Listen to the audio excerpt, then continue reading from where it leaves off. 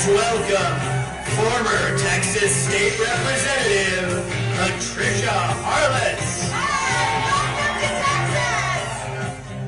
My name's Patricia Harless. I am a daughter, a sister, a wife, a mother, a grandmother, a Christian, and a Republican woman, and a supporter of Nikki Haley.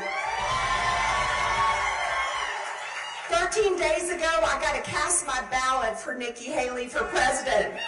I immediately got on a plane, flew to South Carolina to help knock doors for her in South Carolina. Nikki talks about the things that are important to me, uniting our country, doing something about the immigration problem that has become a crisis in our state. She talks about this is for our country, not for ourselves. Nikki Haley is a two-term governor of South Carolina, a former U.S. ambassador to the United Nations. She is the first Republican woman to win a Republican presidential primary. And she's the next Republican president of the United States. Welcome, Nikki.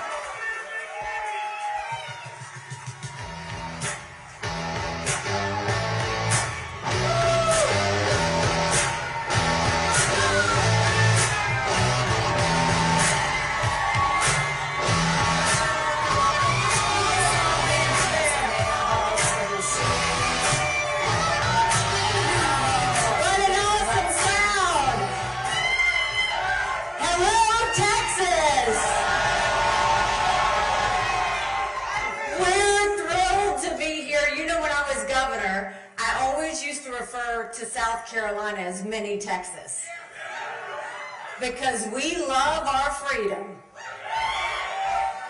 And you know, it has been almost a year since I announced I was running for president. We had 14 people in the race. I defeated a dozen of the fellas. I just have one more fella I gotta catch up to.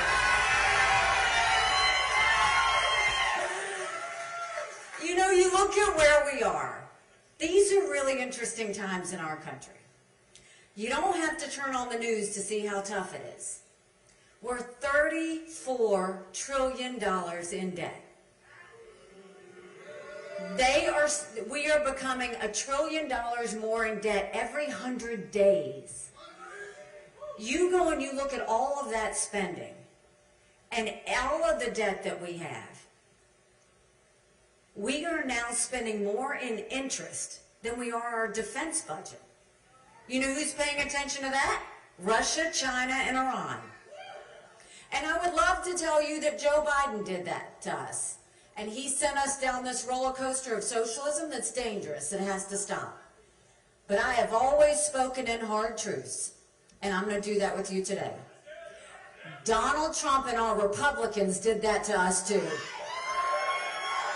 You go back and look at that $2.2 trillion COVID stimulus bill that they passed with no accountability, that expanded welfare, that's now left us with 80 million Americans on Medicaid, 42 million Americans on food stamps. That's a third of our country.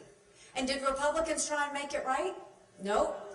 They doubled down and opened up pet projects and earmarks for the first time in 10 years, pushing through 7,000 of them last year. In the 2024 appropriations budget, Republicans put in $7.4 billion worth of pet projects. Democrats put in $2.8 billion. Now you tell me who the big spenders are. All while 1 in 6 American families can't afford their utility bill. 60% of Americans are living paycheck to paycheck. 50% of American families can't afford diapers. Something's got to give. Don't you think it's finally time we had an accountant in the White House?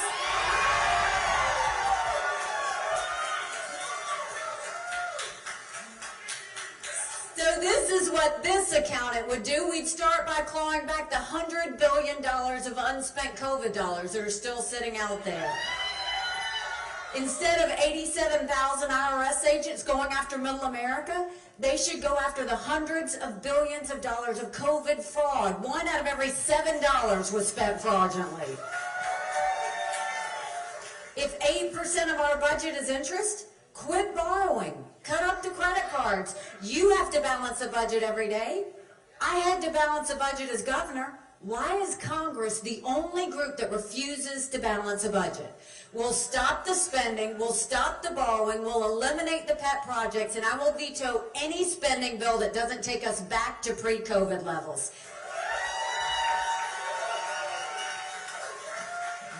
That will save us trillions. And then we're going to take as many federal programs as we can and send them down to the states. That will dramatically reduce the size of the federal government, but it will empower people on the ground. Think education, think healthcare, think welfare, think mental health.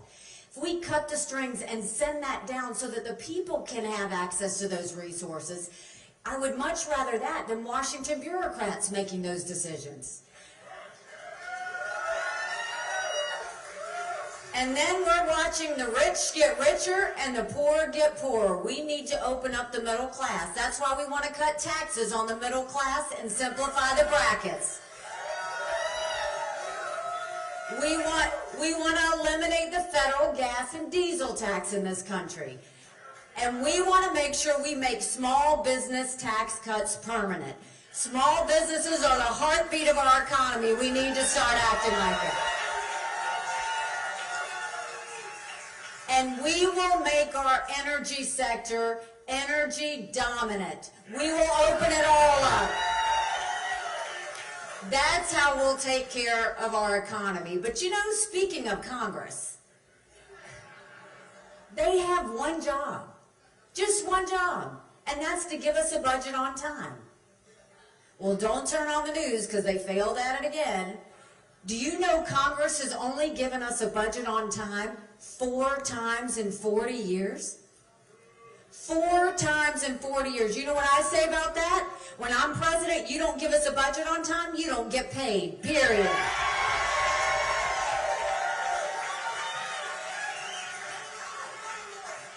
Don't you think it's finally time we had term limits in Washington, D.C.? Don't you think we need to have mental competency tests for anyone over the age of 75? And let me say this. I'm not being disrespectful when I say that. We all know people who are over 75 that can run circles around us. And then we know Joe Biden. Congress has become the most privileged nursing home in the country. It's true. These are people making decisions on our national security. These are people making decisions on the future of our economy. We need to know they're at the top of their game. It's not anything to play with. And then, let's talk about the border. I can't believe this is happening in the United States of America. 9 million illegal immigrants have come to that border. We had more fentanyl cross the border last year that would kill every single American. #1 cause of death for adults 18 to 45? Fentanyl. And don't think for a second China doesn't know what they're doing when they send it over. Now, when I was governor of South Carolina, we passed the toughest illegal immigration law in the country. President Obama sued us over it, and we won. I want to take what we did in South Carolina and go national with it. We want a national E-Verify where every business has to prove that the people they hire are in this country legally. We need to defund sanctuary cities once and for all.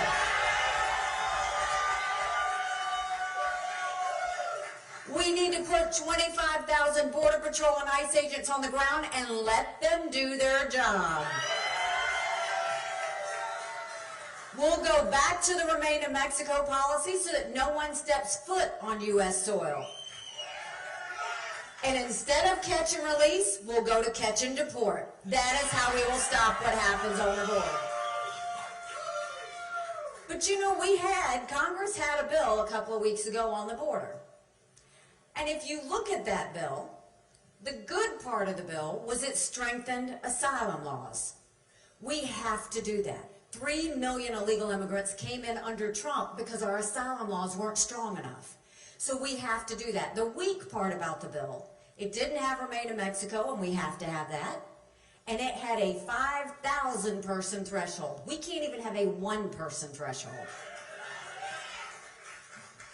But the part that you should be upset with is what Congress should have done was gone into a room and not come out until they have a strong border bill to help us. But Donald Trump went and told them not to pass anything until after November because it would hurt him in the general election. We can't wait one more day to secure that border. We've got to secure it now. You look at what Governor Abbott's doing. He's doing everything he's supposed to do to protect the people of Texas. But Congress needs to get in a room, figure it out, and pass a strong border bill, and Donald Trump needs to stay out of it. We can't wait.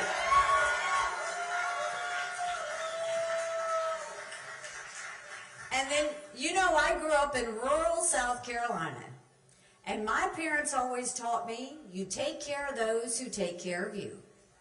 But I'm going to ask you if we're taking care of those who take care of us. Right now in America, over 35,000 of our veterans are homeless. 1 in 3 suffers from PTSD or thoughts of suicide. We lose 22 heroes a day to suicide. If a veteran needs a doctor's appointment at the VA, on average, it takes 29 days. Why 29 days? Because on the 30th day, they can go to the doctor or hospital of their choice. So midway through the 29 days, they get a call to reschedule, and the clock starts all over again. It is shameful how we treat our veterans. Now, I'm the proud wife of a combat veteran who served in Afghanistan.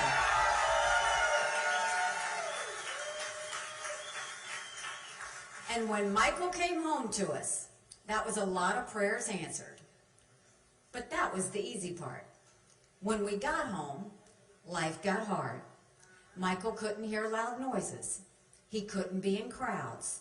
Life had passed him by for the year that he was gone, and the transition was tough. We can't just love our men and women when they're gone. We gotta love them when they come back home, too. Let's do better than just a 2-week transition. Let's take care of them for the long haul. That's why we need to have telehealth, so they get the mental health care they need right when they need it. We should let them go to the doctor or hospital of their choice. They've earned that right.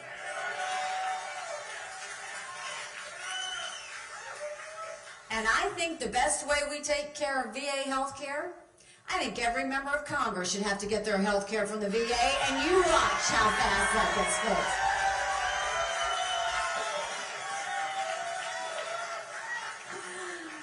It'll be the best health care you've ever seen, guaranteed. And speaking of military, let's talk about national security. The world is on fire, literally. You've got a war in Europe, you've got a war in the Middle East, you've got North Korea testing intercontinental ballistic missiles capable of hitting the U.S. You've got China doing cyber attacks on our infrastructure. And now we have Russia blinding satellites so we can't see anything that they're sending or doing. But make no mistake, none of this would have happened had we not had that debacle in Afghanistan. The idea that Michael and his military brothers and sisters who served there had to watch us leave Bagram Air Force Base in the middle of the night without telling our allies who stood shoulder to shoulder with us for decades because we asked them to be there. Think about what that said to our friends. More importantly, think about what that said to our enemies. Now is the time we have to have a leader who has moral clarity.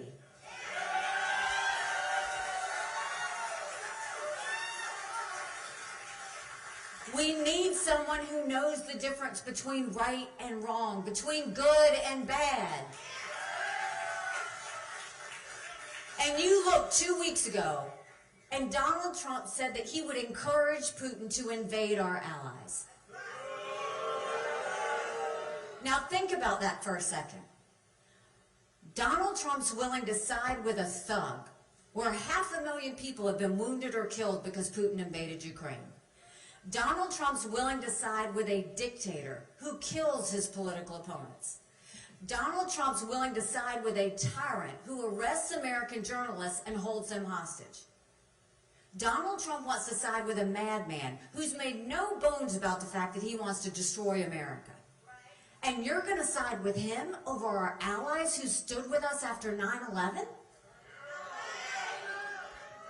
America can never be so arrogant to think we don't need friends.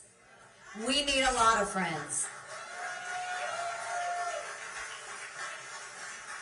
Now, I will be the first one to tell you, I don't think we should give cash to any country, friend or enemy, because you can't follow it and you can't hold it accountable.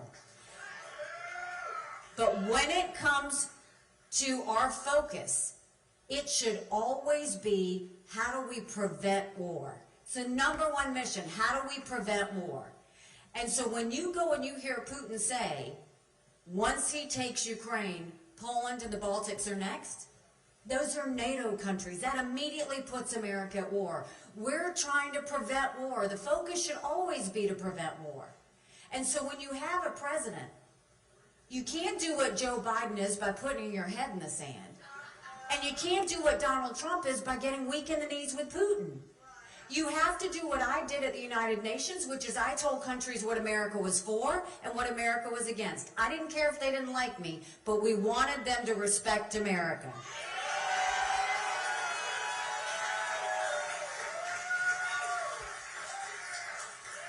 Look, we know what we need to do on national security. We know what we need to do on domestic policy. Now let's talk about what you need to do tomorrow. We have literally been in 10 states in the past week. We are anywhere and everywhere trying to let people know what their choice is tomorrow. And the choice comes down to this. We can either have more of the same, or we can go in a new direction. More of the same is not just Joe Biden. More of the same is Donald Trump. But let me tell you why this matters to me. First, you should know this is not personal for me. I voted for Donald Trump twice. I was proud to serve America in his administration. But chaos follows him. And we can't be a country in disarray and a world on fire and go through 4 more years of chaos. We won't survive it. But look at the last couple of months. They said that we were going to be down 30, 35 points in the polls in New Hampshire, and we ended up getting 43% of the vote.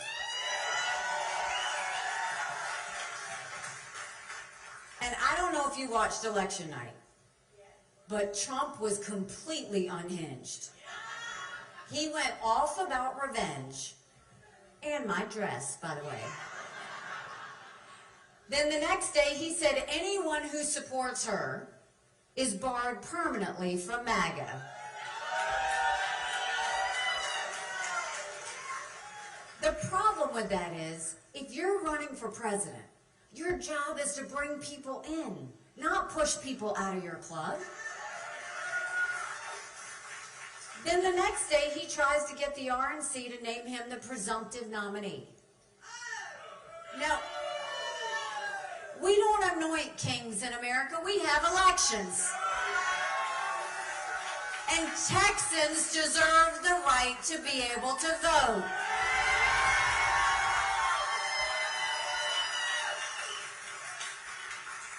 And then he had a couple of court cases where he had some judgments against him, and he went on about being a victim.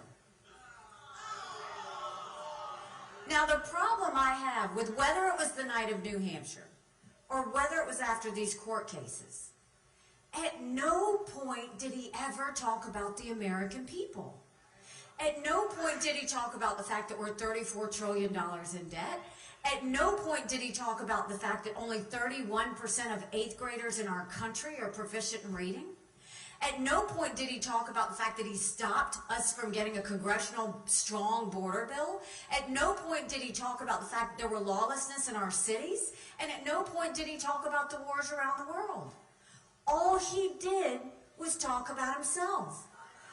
And that's the problem. This isn't about him. This is about the American people.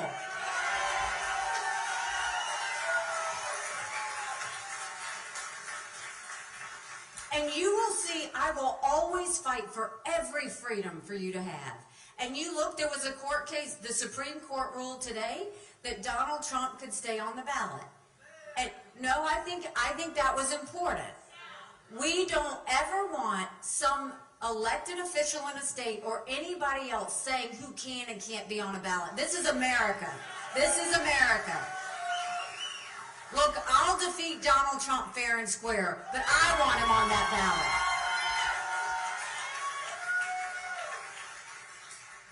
But this is also about the fact that what's happening in America. Because at no point is anybody, Joe Biden or Donald Trump, talking about our debt, talking about the wasteful spending, talking about how taxpayer dollars are being abused. But Donald Trump's not going to, because he put us $8 trillion in debt in just 4 years. Now, he loves to say that was about COVID. That was less than 20%. And what happened? I think we need to shrink the size of government. He grew the size of government. I think we need to clean out our agencies. He added to them. I think we need to make sure that we have more ability to have people on the ground get those resources than Washington, D.C., and he allowed D.C. to continue on. But more than that, we have to talk about this debt. Because that's national security, when we are losing the value of a dollar, when it is shrinking because we're not spending. And what are Republicans doing? They're following Donald Trump's lead. That's why they open up the pet projects and the earmarks. That's why they continue to spend. And then what else are we seeing? You're seeing the fact that in national security, it was always peace through strength. It was always that we need more friends because our alliances intimidated the enemy. And now you see Donald Trump's walking back from that. There is nothing worse than America alone. Because if you have America alone, when we need something, they are not going to be there for us. And we can never be so arrogant to think we won't need friends, because we will. And we need to focus on what it takes to get America back on track. America is so distracted right now. And when America's distracted, the world is less safe. And that's playing out. But even look at the Republican Party. As those principles are changing and going with Donald Trump, so is the party structure. The RNC was always about winning seats up and down the ticket. And now, before the primary is over, Donald Trump is putting his daughter-in-law as the head of it. He's putting his campaign manager to run it. He spent $60 million in campaign contributions on his own personal court cases. And now he's going to make the RNC his own legal slush fund? But also look at the fact, what has happened since he did become president? I was in Michigan.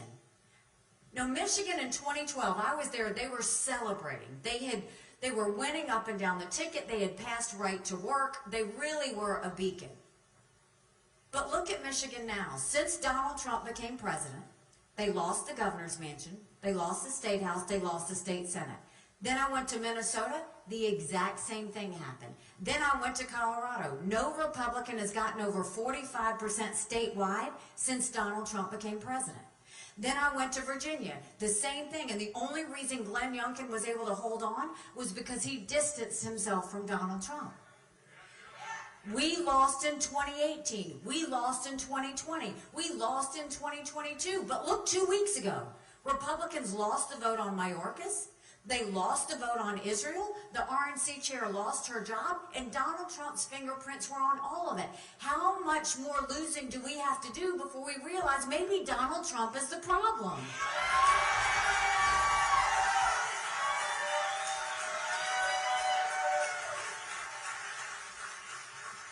And don't take my word for it. Look at the polls. In any one of the polls that are out there, he squeaks by. In all those same polls, I defeat Joe Biden by up to 18 points.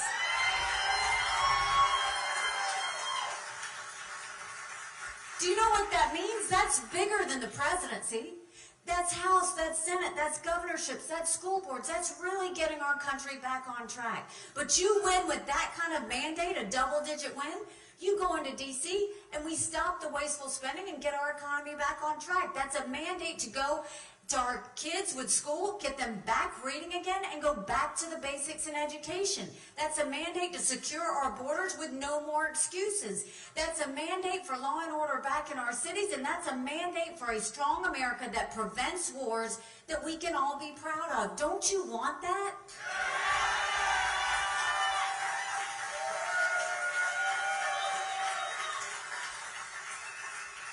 Because we could have that. But in order to have that, it's going to take a lot of courage. Courage for me to run, and courage for every one of you to know, don't complain about what happens in a general election if you don't play in this primary. It matters. It matters. You know, 8 months ago, I dropped my husband Michael off at 4 a.m. for another year-long deployment. And I watched him and 230 soldiers pick up their 2 duffel bags of belongings to go to a country they've never been, all in the name of protecting America. They're willing to sacrifice their lives and their families because they still believe in this amazing experiment that is America. So if they're willing to sacrifice for us there, shouldn't we be willing to fight for America here?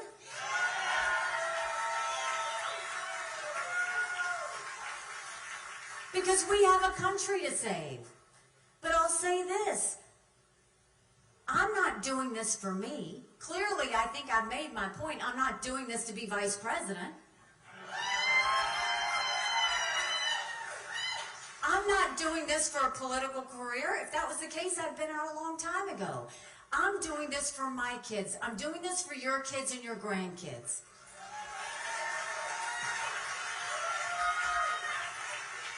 Look at what this younger generation has been through. They went through COVID, which was traumatic by the way it was handled. Then they wonder what this $34 trillion of debt is going to mean to them because they know they're going to be responsible for it. They worry about getting a job. They worry about making ends meet. They don't think they're ever going to be able to afford a home. And they worry about wars around the world. And all of that is under this umbrella in America of anger and division. And then we want to know why there's so much stress, anxiety, and depression out there? Our kids deserve to know what normal feels like.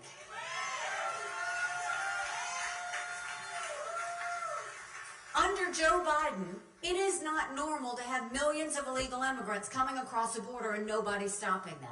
It is not normal to care more about in schools about gender pronouns and whether the kids can read them. It's not normal to go and have these wars around the world. But under Donald Trump, it's not normal to side with a dictator over our allies. Under Donald Trump, it's not normal to mock the members of the military. It's not normal to spend campaign contributions on your personal court cases. And it's not normal to have Joe Biden call his opponents fascists and Donald Trump call his opponents vermin. None of that is normal.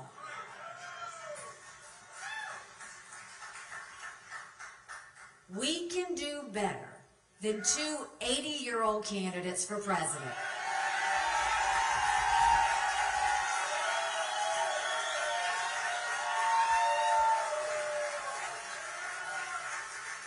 It is time for a new generational leader who can leave the negativity and the baggage behind and get to work for the American people.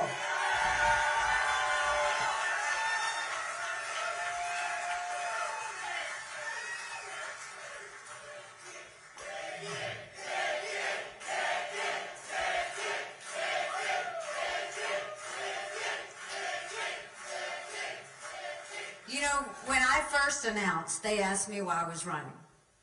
And I said, my parents came here 50 years ago to an America that was strong and proud and full of possibilities. I want them to know that country again.